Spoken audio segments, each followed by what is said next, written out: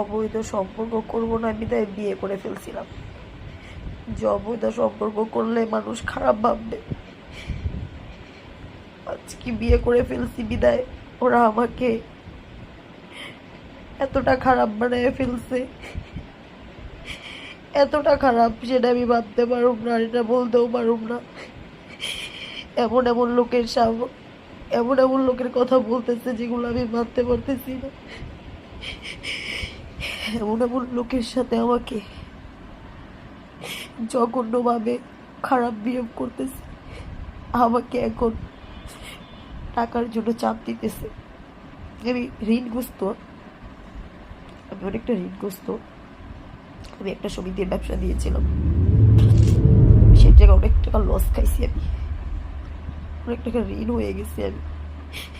আমি কখনো ওরে বলি নাই তুই আমাকে টাকা দিয়ে হেল্প কর, কখনোই বলি নাই, ও দিছে। আজকে ওর কারণে আমার চাকরি চলে গেছে, ওর কারণে ও আমার চাকরিটা খেয়ে দিছে। এমন জায়গায় যে আমার চাকরিটা খেয়ে দিছে আমি কোনোভাবে নিতে পারতেছি না। আমার সম্বন্ধে এত এত ধরনের মিথ্যা কথা বলছে, আমি নিজের কানেই শুনছি, বিশ্বাস করতে পারতেছি না।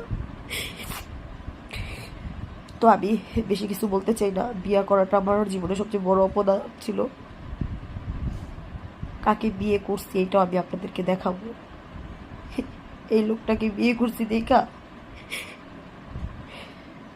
ও আমার টাকার জন্য চাপ দিতেছে, চরিত্রই না তৈরি করতেছে, খারাপ খারাপ কথা বলতেছে, আমাকে মানসিক টর্চার করতেছে। আমি অনেক ভাইবা দেখছি। শুধু আমার বাবা মার কাছে আমার একটাই দাবি, তোমরা প্লিজ ওর টাকাটা দিয়া দিও। ও টাকা ছাড়া আর কিছু বুঝে না। টাকার জন্য যে কোনো কিছু করতে পারে, যে কোনো মিথ্যা কথা, যে কোনো কিছু বলতে পারে। 1 সেকেন্ড লাগবো আর টাকার জন্য নিজের বদলায় ফেলতে। আমি যদি তোমাদের কোনোদিন 1 টাকাও কামাই করে খাওয়া থাকি তাহলে প্লিজ তোমরা ওর টাকাটা দিয়ে দিও, না হলে আমি বইরাও শান্তি পাবো না। আমি জেনেই থাকি না থাকি তোমরা ওর টাকাটা দিয়ে দিও। কখনোই ওর লগে কোনো তর্কে কোনো কিছুতে যাইও না। ও আমারে অপমান করছে, আমি চাই না তোমাদের কোনো কথা শোনা। আমি তোমাদের চোখের দিকে তাকাইতে পারব না।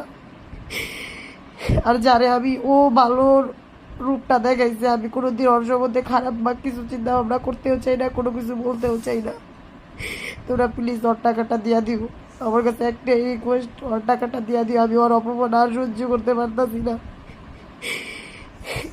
বিয়া করাটা আমার জীবনে যে এত বড় পাপ হয়ে গেছে এটা আমি কখনোই বুঝতে পারি না।